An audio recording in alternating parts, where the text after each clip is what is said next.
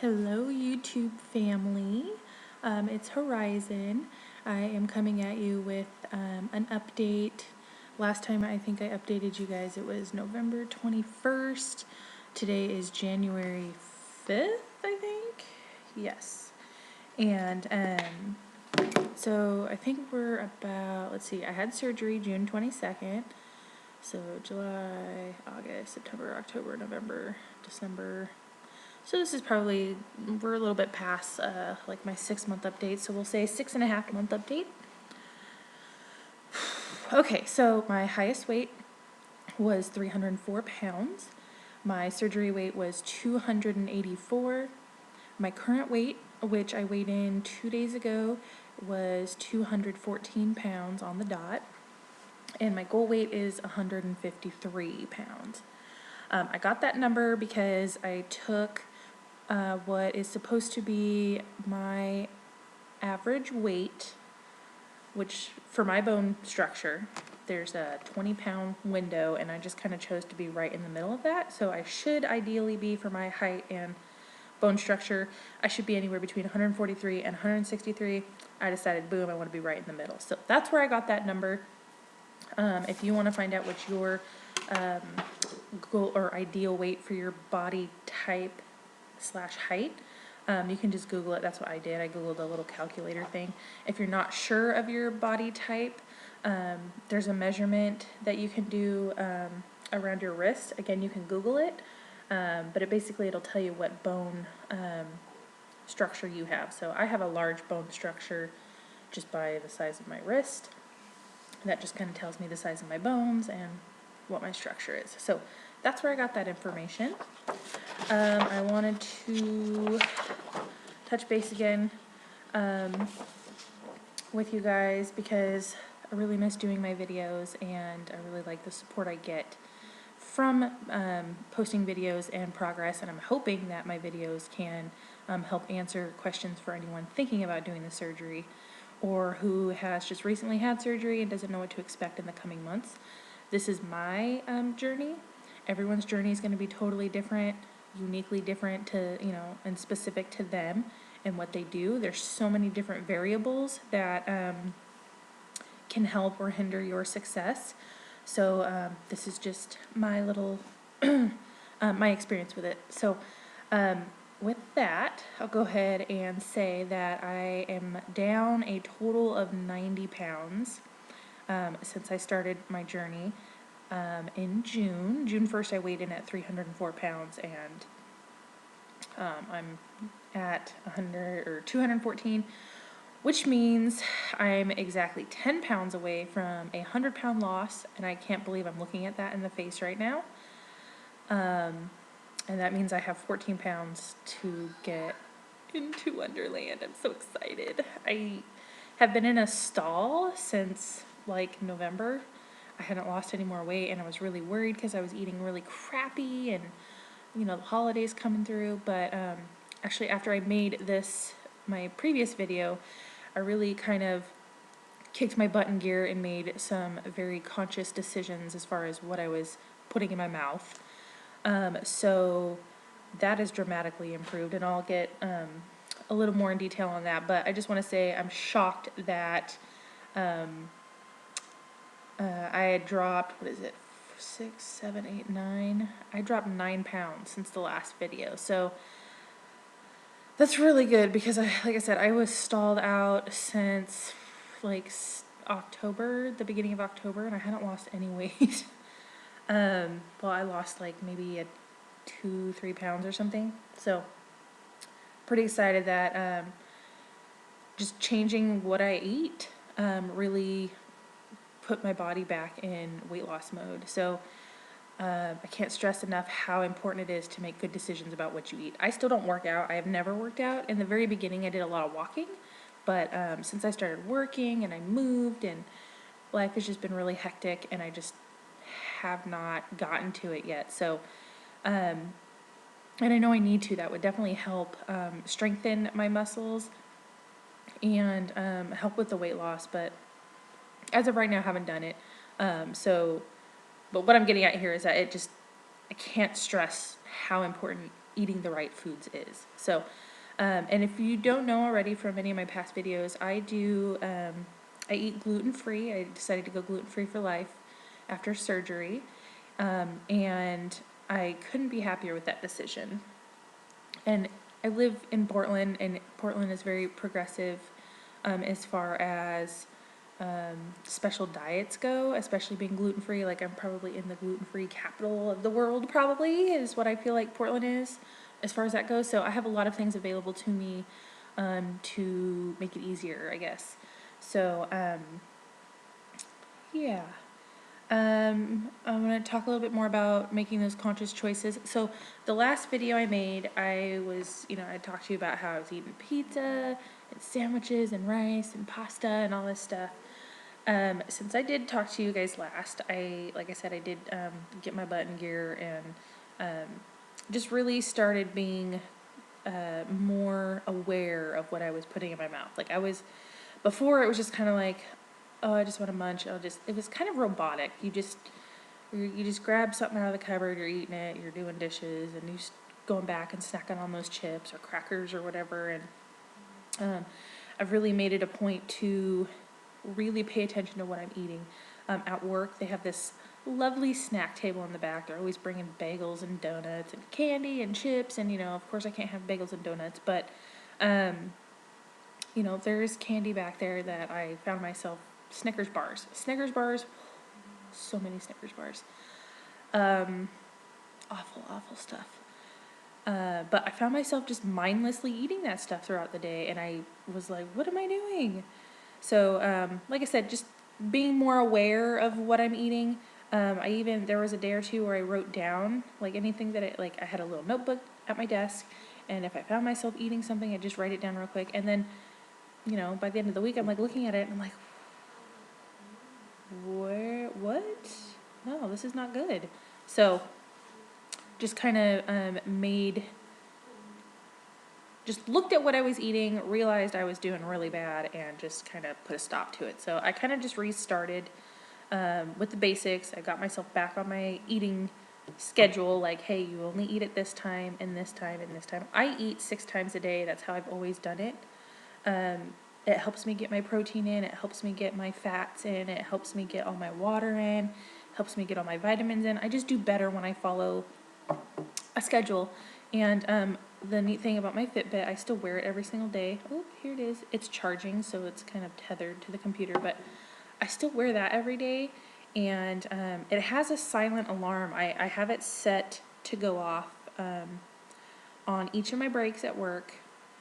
It goes off in the morning. So I have it go off at 6:30, and that's usually about the time I eat breakfast. And then I eat again at 9, which is my first break, and that's usually my Quest bar. And then it goes off again at noon, which is my lunch, which is usually like a leftover of dinner from the night before, which is surrounded by protein and vegetables. And then it goes off again at 2:30, which is my afternoon snack. That one I kind of play with. I usually have a thing of mixed nuts, or it's like the antioxidant mix, so it's got like cranberries, blueberries, and assorted nuts, or like I'll do string cheese, or today I'm actually going to try a protein shake. I haven't tried a protein shake in months. Again, if you're familiar with my videos, you'll know that I haven't been able to stomach them, so I'm just going to try it and see what happens, because I really miss having that extra ease of getting that protein in, because I do struggle on some days getting enough protein in, especially when I don't have a Quest bar, which, makes up for the chunk of the protein I eat. I still eat eggs every morning, and I usually eat that with a piece of sausage, or like today I had a little bit of potatoes, but I typically, my breakfast is always protein rich. So I play with my afternoon snack, and then dinner, is different. Like I said, it's a meat, or fat, or it's protein, fat, vegetable, and then sometimes I add like I'll do a quinoa pasta, or do a spaghetti squash pasta, or something like that to kind of round it out. Again, trying to stay away from those carbs, because I got really sucked up in them for a little while, and I'm trying to get back out of that. So, just making conscious choices with my food now, and I'm much, much happier. I feel better. I don't feel as bogged down and tired. I still only drink water. I do have an 8-ounce Powerade every morning, or I mean, the Powerade Zero is a big jug, but I only drink 8 ounces of it per day. And I'll tell you why, because this rolls into my next thing, is that I'm going to update you on my vitamins. So I did tell you last in December that I spoke with the pharmacy. The pharmacist. We kind of switched around based off of my test results, my labs for 3 months, which I should have done again last month for my 6th month, but I can't get the time off work right now because we're really slammed. So I'll update you guys again on that when I go to my 6th month update. But anyways, so based off my lab results on 3 months and my current feelings or whatever, how I feel, we decided to switch some things around. So currently I am taking calcium supplement twice a day. I'm taking a multivitamin. I'm still using the rest of those patches that I have, but I do have prenatal vitamins that I have to start. I will update you guys when I start taking those on how, if I'm able to stomach them or not. I take a stool softener 3 times a day, and I picked that up from Walmart. It's like $3 for like 2 months worth. I take the Miralax every single day. It goes into, it's a cap full of it, into that 8 ounces of Powerade. I just shake it up, throw it in my lunchbox. I drink it in the morning when I get to work. And then I take the biotin 3 times a day. I take a B12 in the morning, and I take B1 in the afternoon, and then iron has to be taken separately from all of those because I do take calcium and they can't be taken at the same time. So I take the iron 3 times a day with a vitamin C chewy with each one. So it's kind of a bummer because so I wanted to have surgery and get off all medication that I was on, and now I find myself on a 6 time a day regimen of taking vitamins. So it's like I still feel like I'm taking medication, but it's not medication, it's just all vitamins. But still, like I'm popping pills now, not 3 times a day, but 6 times a day, because you can't take certain vitamins with other vitamins, and you need to take certain vitamins with other vitamins in order to get proper absorption. So I did find a schedule that works pretty well for me, and like I said, I'll update you guys when I do my next labs. Hopefully next month, maybe later this month. I don't know if I get a day off. So I had really, really low iron, I guess, on my lab. So they had me take iron. I'm still taking the iron. I was really super sick last week, like down and out for the count. I was passing out and not remembering what was going on. And I was dry heaving for days. And so I know I had the flu, but I think the pass out spells and blacking out, I'm not sure what to chuck that up to. I'm going to go with the fact that I didn't take any of my vitamins for that whole week because I couldn't stomach anything. The only thing I could get in was popsicles. I couldn't drink Powerade Zero, couldn't drink water, I couldn't eat. All I could get down were the sugar-free popsicles. So that's what I did so I could stay hydrated, and it seemed to work okay.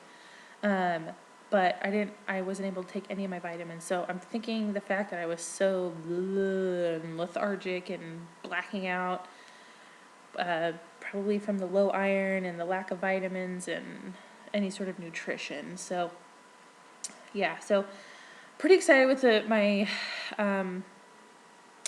with what I have going now. I'm glad I finally have a good system. It's taken a really long time to find a good system. Like you start these vitamins 2 weeks after you have surgery, and it's really hard to find a balance. It's like you struggle constantly with finding a balance for everything. You have to find a balance for your vitamins, all the different vitamins that can't be taken with certain vitamins, all the protein you have to get in, all the water you have to get in, but you can't drink anything while you eat, and you have to wait a certain amount of time, which, by the way, I'm still very strict on.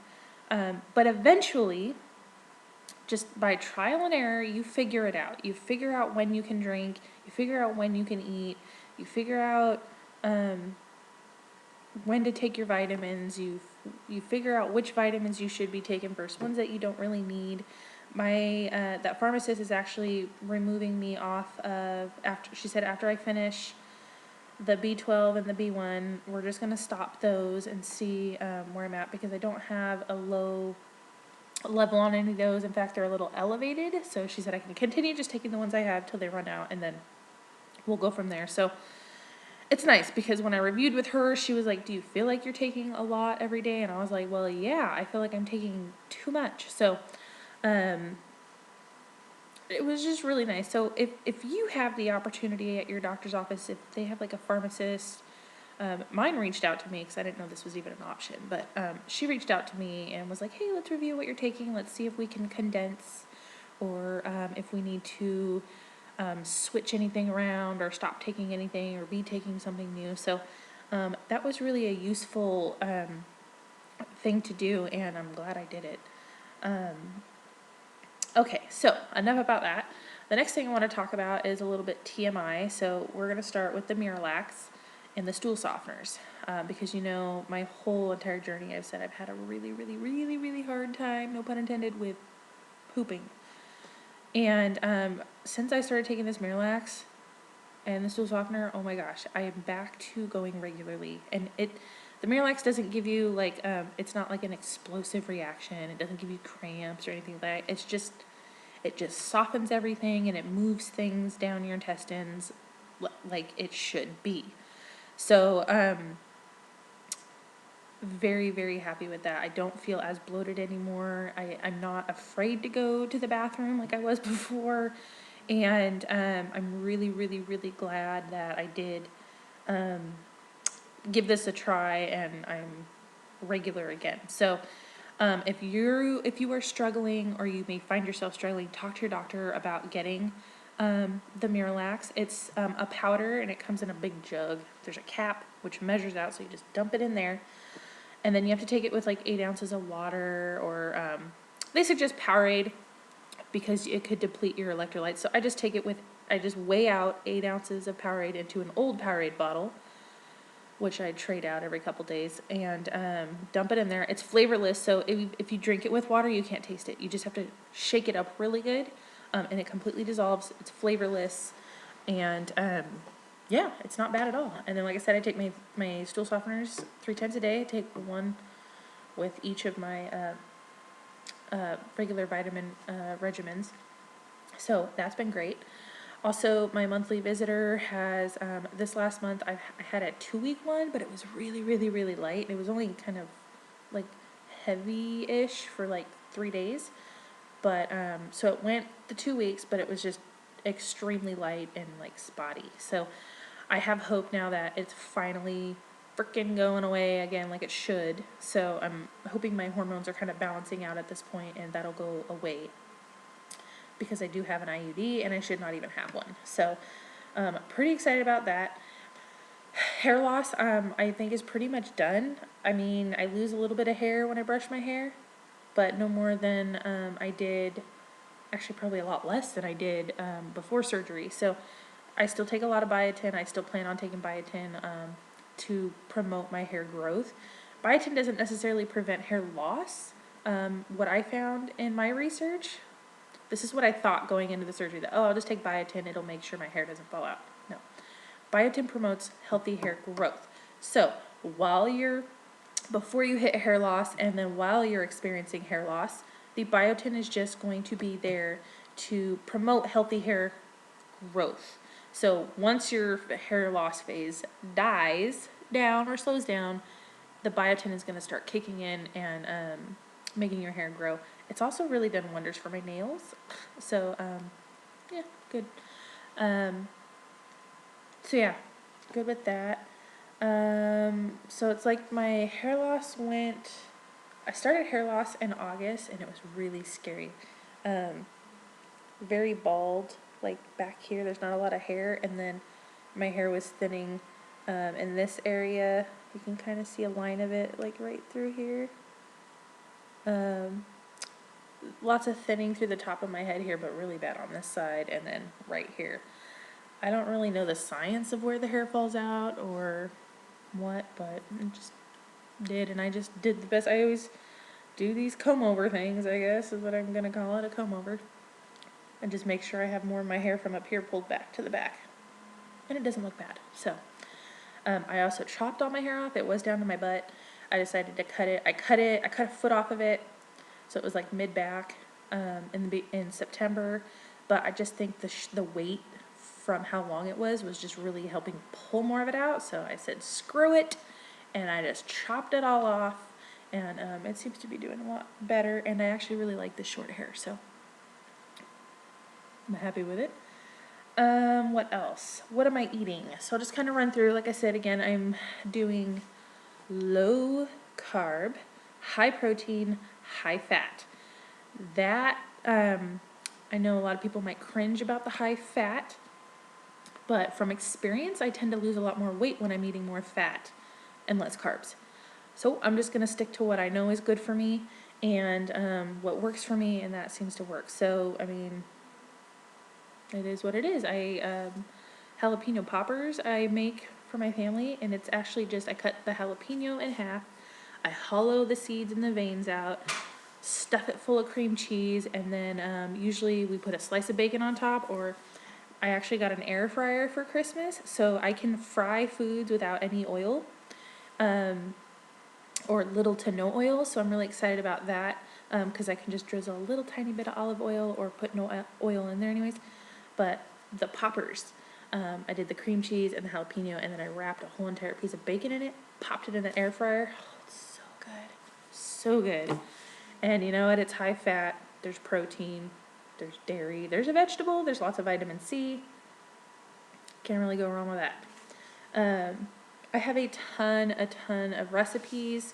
I don't really follow recipes. I just kind of, if I see a recipe that sounds really good, I just kind of tweak it for it to fit me. Like if there's some sort of pasta recipe, immediately I replace regular pasta with either spaghetti squash or the quinoa pasta that I have, or the brown rice pasta, or there's even a pasta, it's called Protein Plus. It's not gluten-free, but it's loaded with protein. So you could try that. Or there's so many ways to substitute like a vegetable in place of a carb. So if you ever need ideas or help or anything on tweaking a recipe, like if you're like, oh my God, I really want this, but you know, there's a lot of things in here I shouldn't have, you can hit me up on here, or you can email me, or, you know, I'll put my email down here in the box below, and I can help you tweak the recipe to be more of a high protein, high fat, low carb scenario for you. And then, let's see. Oh, I just wanted to talk about one more thing here. I mean, I think I might do another video just solely on food. Like, I'll kind of take you on a tour through my kitchen and show you what I got. That way you can actually kind of see. And yeah, so I'll do that. I'll do another video for my food.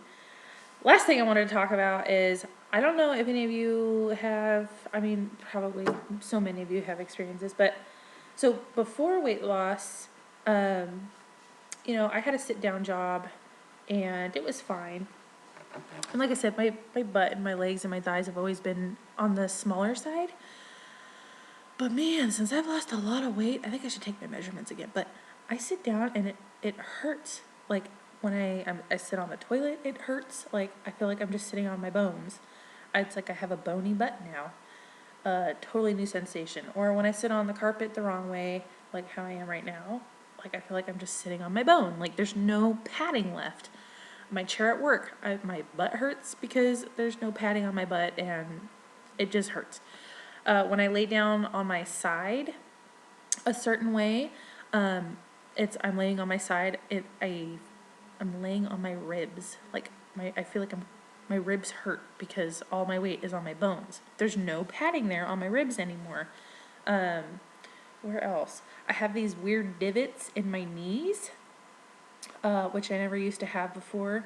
Again, I'm losing all my padding, and it's just absolutely bizarre to me.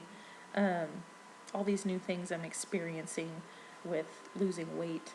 I mean, I've lost weight before, but I've never, I guess, not had the padding. disappear completely. So like I feel so exposed.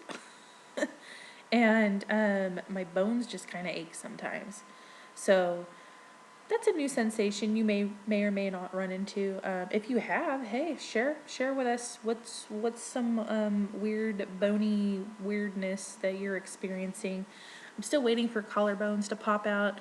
On some days in the lighting, you can see little divots, but today you can't really. The lighting in here sucks. But I'm still waiting for those to make an appearance.